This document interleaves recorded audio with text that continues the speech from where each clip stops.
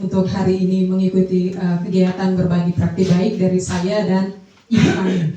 Ya, kalau tadi Ibu Fani sudah menjelaskan tentang kolaborasi, dan itu tentunya masih berhubungan sangat kuat dengan jurus yang terakhir yang saya ambil, yaitu menata situasi. Dalam hal ini kita menciptakan sekolah yang aman, nyaman, dan menggembirakan. Jadi baik, sebelum kita mulai aktivitas yang pertama, saya akan membagikan poster pada setiap kelompok.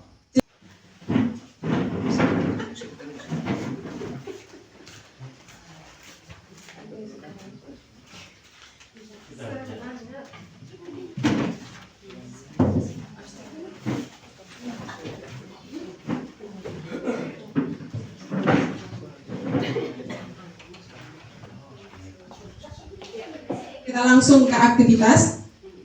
Jadi setiap kelompok itu menggambar sebuah poster terkait dengan menciptakan sekolah atau kelas yang aman, nyaman, dan membahagiakan. Contohnya itu bisa strategi manajemen kelas yang positif, atau cara menangani bullying misalnya, ataupun tentang kesepakatan kelas. Jadi itu dibuat dalam sebuah poster. Jadi kalau membuat poster ini tentunya butuh kolaborasi ya teman-teman. Tidak mungkin hanya satu yang, sebenarnya bisa juga, tetapi dalam hal ini tentunya kalau dalam kelompok berarti membutuhkan yang namanya kolaborasi. Iya. Yang mau digambarkan itu apa misalkan? Posternya tentang menciptakan situasi yang aman, nyaman, dan menggembirakan. Jadi silakan, itu ada contohnya, tetapi kalau mau dibuat di luar daripada contoh juga sangat bisa. Kalau di depan itu tadi hanya sebagai contoh, tetapi kalau mau buat di luar contoh itu juga sangat bisa, tidak dibatasi. Kalau poster ini biasanya orang-orang seni cepat ini juga bisa. Misalnya poster membuang sampah pada tempatnya misalnya. Jadi nanti setelah Bapak Ibu selesai menggambar dari setiap kelompok, nanti utus salah satu untuk menempelkan posternya di dinding. Lebih cepat lebih baik ya teman-teman. Orang seni beda. Orang seni biasanya cepat dalam menggambar. 5 menit lagi. Satu kelompok lagi. Kelompok yang terakhir ini sepertinya kesulitan dalam menggambar. Ini Bapak Florianus nih. Oke baik. Dari keempat kelompok ini ada 2 kelompok yang sama dan ada 2 kelompok yang berbeda. Saya terlebih dahulu ke kelompok yang berbeda. Kira-kira alasannya itu mengambil yang bagian bawah dulu ya kakak. Apa itu? Ayo lestari lingkungan dengan menanam bunga. Kira-kira yang paling itu alasannya mengapa mengambil poster tentang ayo lestari menanam bunga. Saya mau minta salah satu kelompok untuk menjelaskan. Silakan Ibu Elu. Kami mengambil itu ayo lestarikan lingkungan sekolah karena bagi kami lingkungan yang bersih, yang indah itu bisa membuat anak-anak itu senang dengan lingkungan yang bersih, yang indah. Karena kalau lingkungan kotor itu, atau apalagi dengan pemandangan yang kurang menyenangkan, itu bisa membuat anak itu tidak berminat untuk ke sekolah, ataukah tidak berminat untuk mengikuti pembelajaran. Dan itu banyak sekali contoh-contoh. Sekalipun kita membuat sesuatu peraturan ataukah poster ataukah apa begitu yang membuat ini apa lalu kita tempel, tapi kalau itu tidak diberikan secara terus-menerus melalui keteladanan kita bersama dengan mereka untuk kelestarian lingkungan, itu akan percuma. Makanya kami memilih itu lestarikan lingkungan sekolah dengan dengan tanaman-tanaman yang indah sehingga itu menyenangkan. Baik, terima kasih Ibu Welu.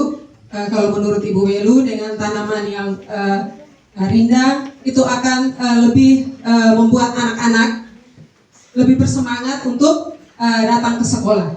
Oke, baik, itu dari kelompoknya Ibu Lelu. Lalu dari kelompok Pak Ino, buanglah sampah pada tempatnya. Bolehkah saya tahu alasannya apa sampai memilih poster tersebut? Dari kelompok Pak Ino saya persilakan.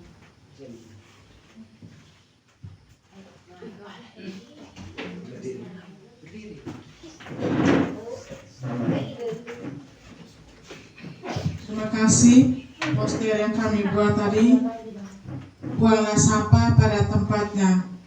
Poster tersebut mengajak kita untuk meningkatkan kesadaran kita akan pentingnya menjaga lingkungan yang bersih, sehingga dapat menciptakan lingkungan belajar yang nyaman, dan diharapkan kita sebagai guru dapat menjadi teladan bagi siswa.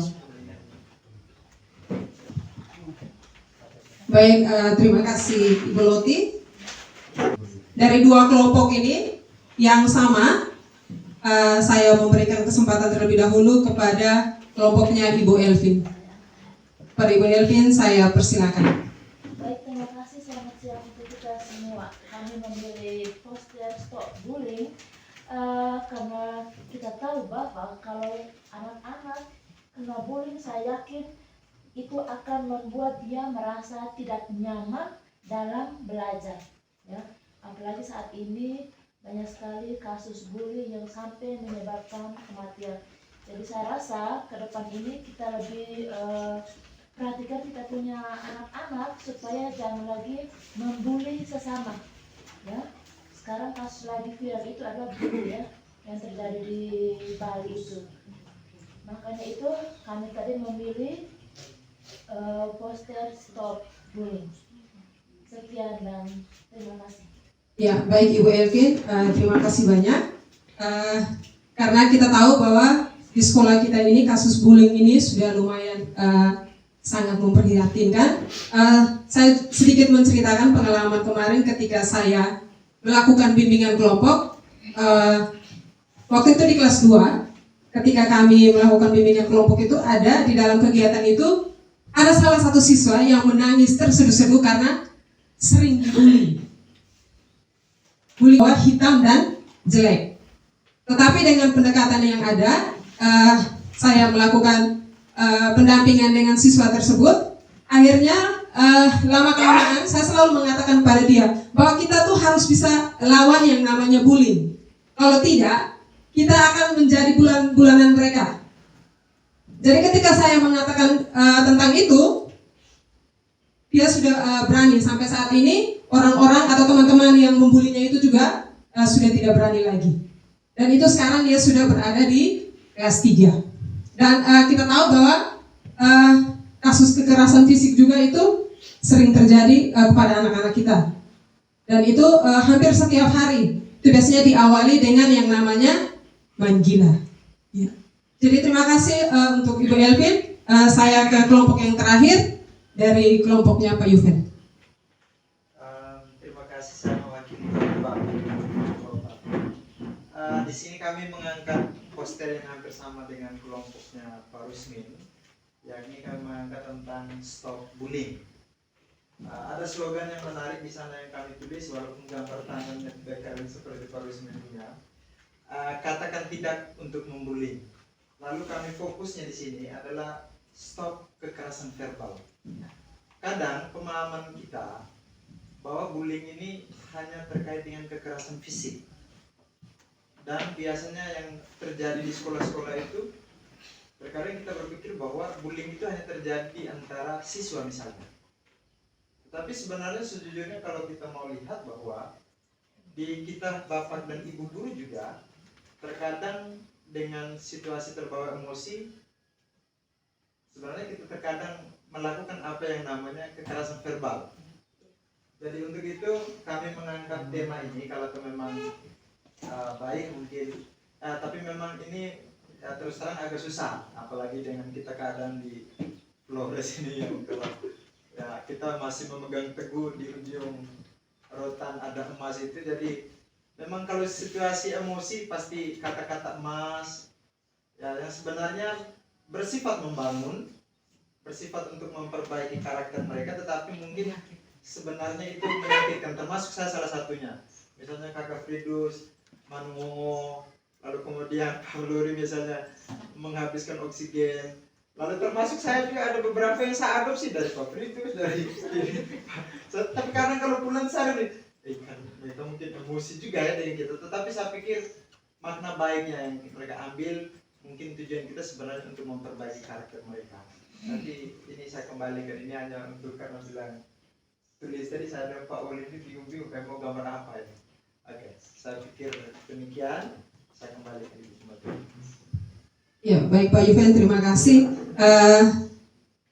Seperti yang Pak Yuven katakan bahwa terkadang bahwa sebenarnya itu kita hanya sebagai candaan ya, tetapi itu sebenarnya juga masuk ke dalam yang namanya bullying verbal. Ya, seperti kita biasanya kita mama-mama, kalau ada siswa perempuan yang terlalu lewat kiri kanan kita pasti akan teriak MPO dan ruga rata. Padahal itu adalah bullying verbal yang tanpa kita sadari. Baik, sekarang kita akan lanjut. Kita lihat mengapa sekolah yang aman, nyaman dan menyenangkan itu atau menggembirakan itu sangat penting. Kita lihat landasan filosofi yang paling pertama itu sekolah adalah rumah kedua bagi siswa dan siswi. Jadi mereka di sini sebagai rumah kedua tempat mereka bertumbuh dan berkembang selain di rumah mereka masing-masing. Lalu yang kedua, landasan hukumnya sesuai dengan amanat undang-undang dan kurikulum. Sekolah itu wajib menciptakan lingkungan belajar yang kondusif, interaktif, dan inspiratif.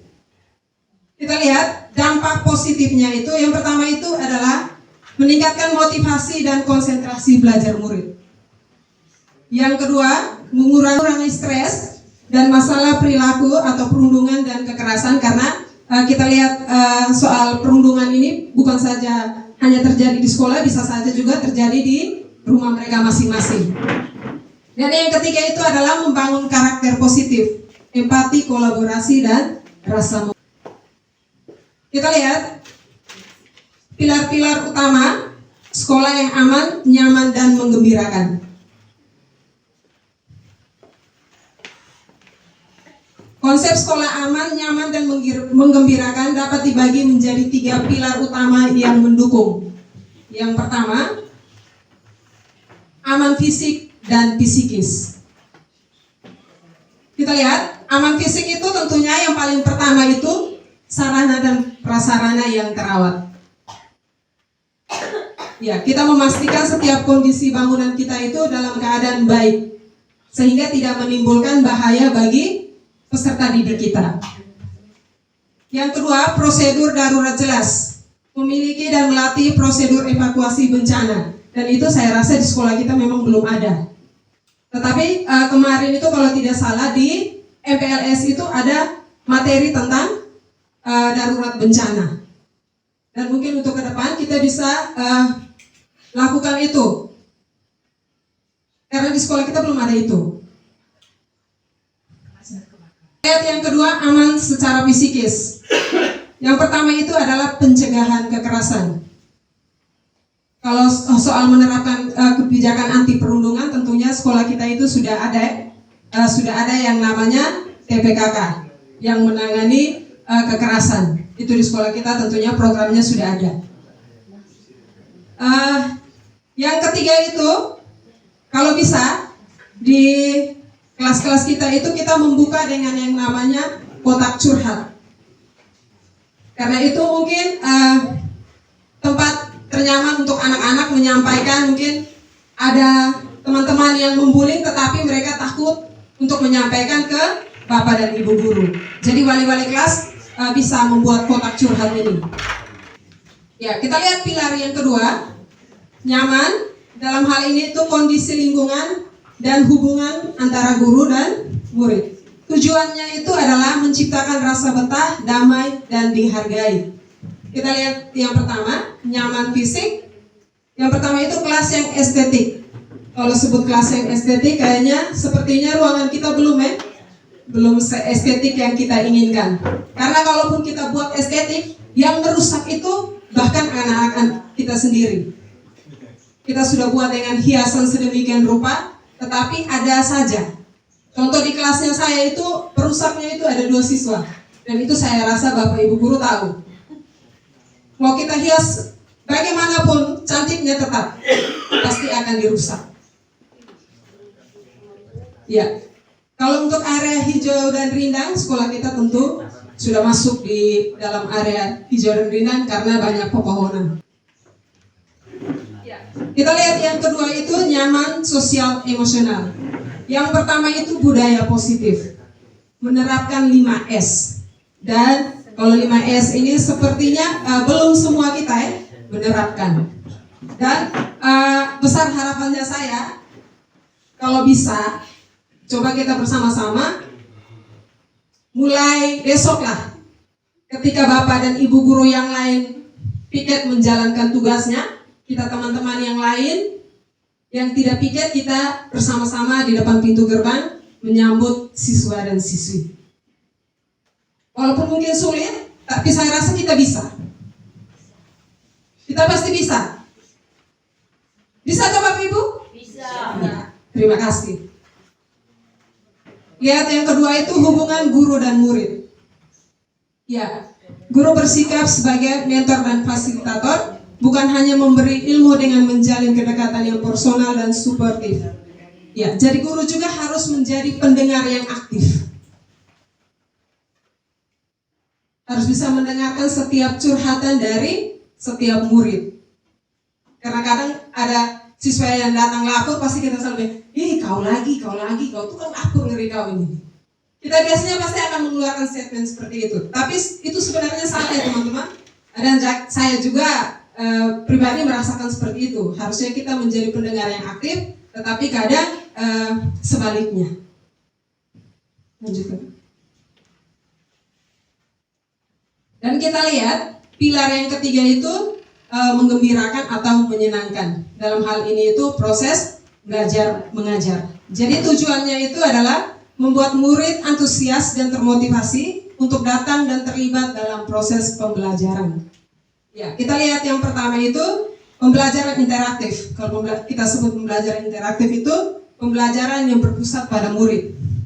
Tetapi mungkin untuk saya sendiri, saya juga belum sepenuhnya pembelajaran itu berpusat pada murid. Ya. Yang kedua itu adalah keyakinan kelas. Jadi kalau di setiap balik kelas itu pasti sudah buat keyakinan kelas. Tetapi yang saya lihat itu masih ada kekeliruan dalam hal kesepakatan kelas. Karena kesepakatan kelas itu harus menggunakan kalimat positif. Contohnya itu, biasanya saya kalau perhatikan itu ada yang tulis begini, tidak boleh terlambat. Itu sebenarnya salah. Dia harus menggunakan kalimat positif, misalnya disiplin atau datang tepat waktu. Jadi masih ada kekeliruan. Itu mengenai keyakinan kelas atau kesepakatan kelas. Ya, yang ketiga itu apresiasi dan umpan balik, yaitu memberikan pengakuan atau memberikan apresiasi terhadap usaha siswa. Tidak hanya hasilnya, tetapi untuk setiap usaha dan ketekunan yang dijalani.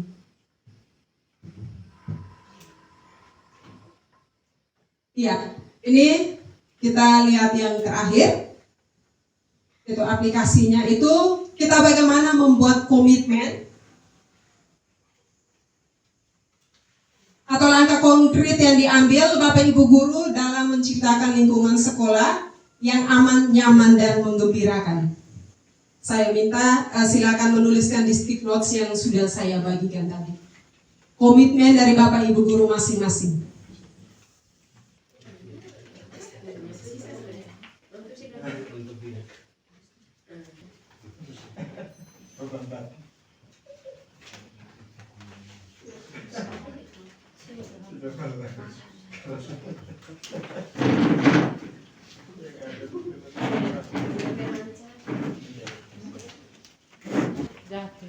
Yang sudah selesai menuliskan komitmennya boleh tempel di depan.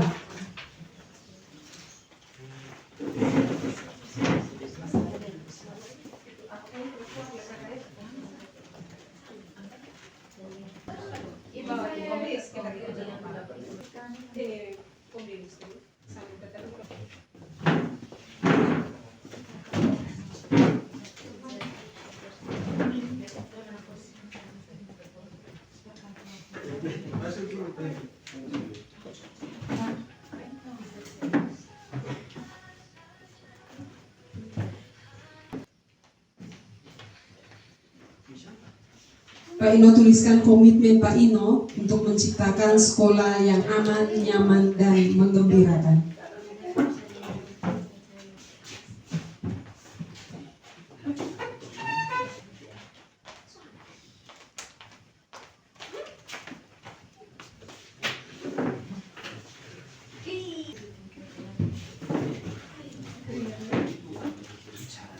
Pak Ino tetap di tempat.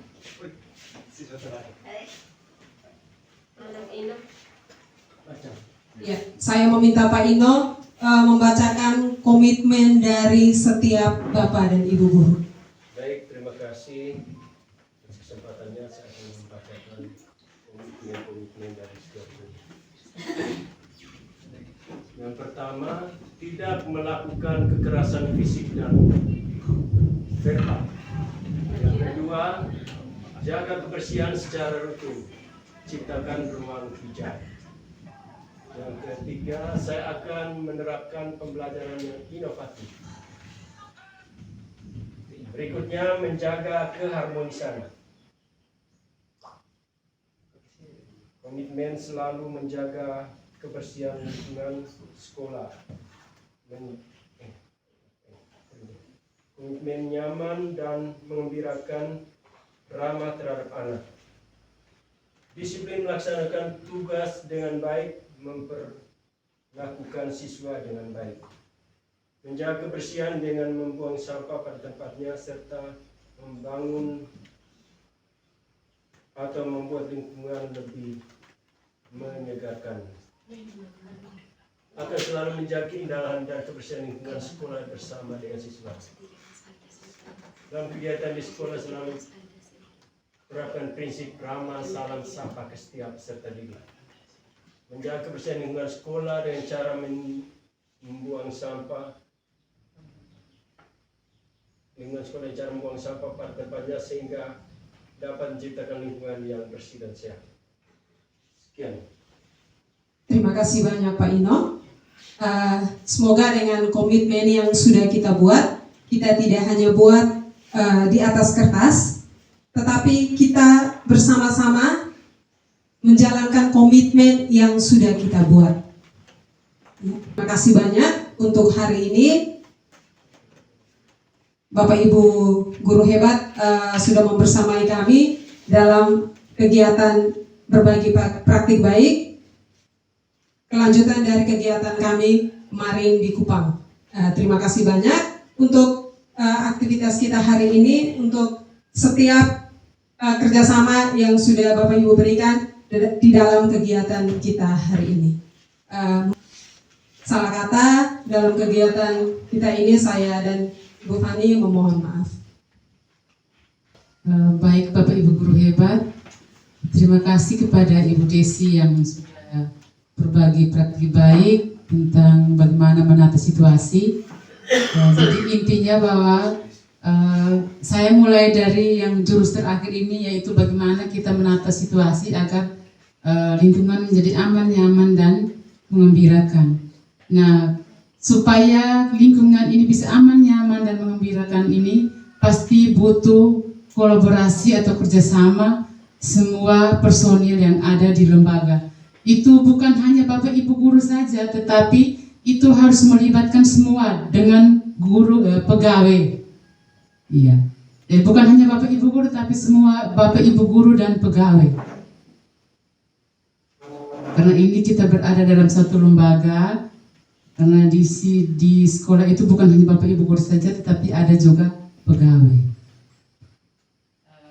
Mungkin ini saja kita akhiri rangkaian kegiatan kita pada siang hari ini. Mungkin kami minta sepatah kata dari Bapak Kepala Sekolah untuk mengakhiri. Terima kasih waktu dan kesempatan saya beri. Terima kasih saya pikir pakai pengeras suara. Yang pertama, saya tidak tahu kenapa kemarin saya lupa dia punya apa nama kegiatan yang diminta di Kupang itu. Tapi yang dipanggil itu semua adalah guru DPBK. Memang materi-materi ini berhubungan langsung dengan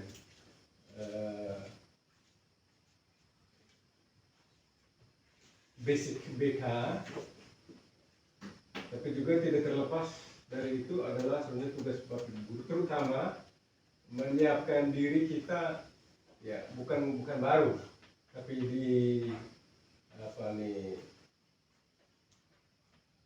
kementerian yang baru ini kan ada satu program yang namanya guru wali. Ya. Tugas guru wali itu seperti apa? Nanti masing-masing kita coba pelajari ya. Karena itu nanti pada akhir tahun pelajaran atau pada akhir semester akan ada laporan. Ya. Akan ada laporan. Jadi tugas dan fungsi guru wali itu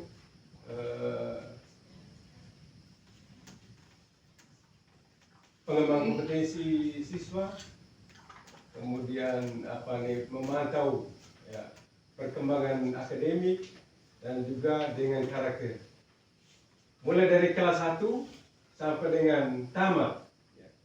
Jadi kalau kelas 2, kelas 3 berarti hanya sepanjang 1 tahun.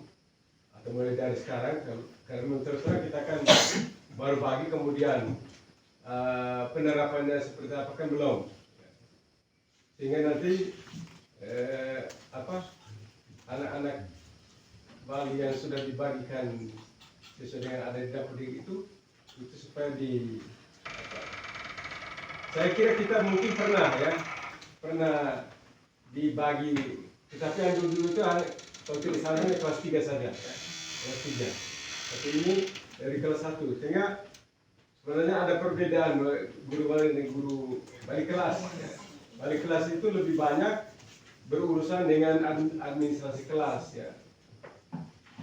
Hadirnya, kemudian urusan rapornya, tetapi pengembangan yang saya sampaikan tadi itu menjadi tugas dan tanggung jawab guru wali. Itu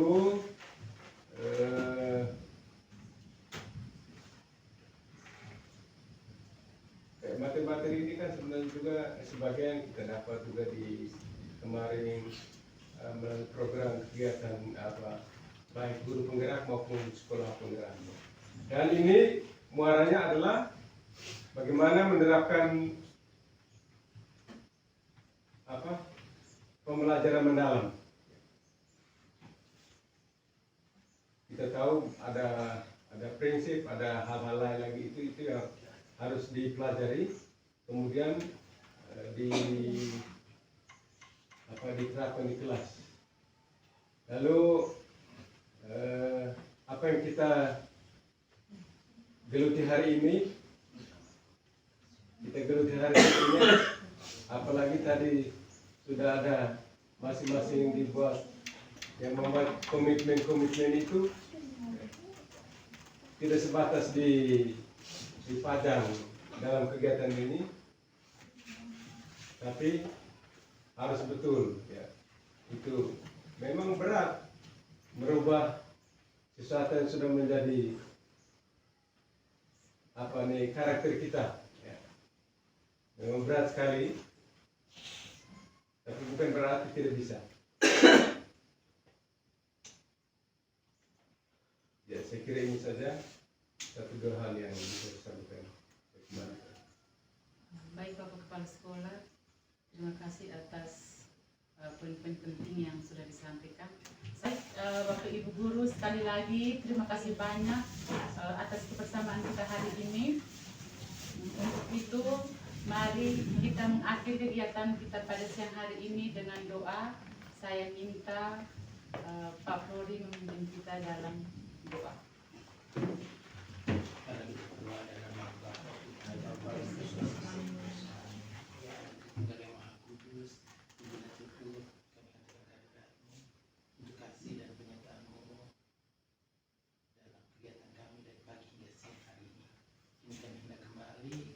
kami masing-masing.